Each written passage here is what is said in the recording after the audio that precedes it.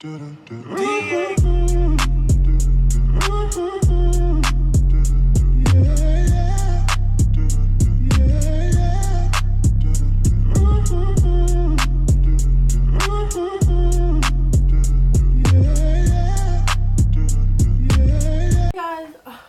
back to my channel.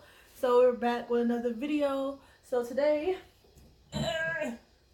we're going to be using rice water.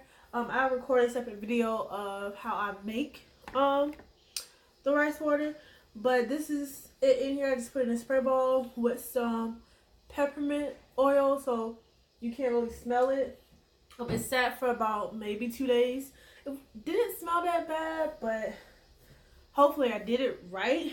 But I just put the peppermint oil in there just to kind of like help with the smell and with any wet scalp stimulation. So I'm gonna use this on my mom's hair. As you know, we're trying to grow her hair out, so stay tuned for the video. If you like the video, go ahead and give it a thumbs up.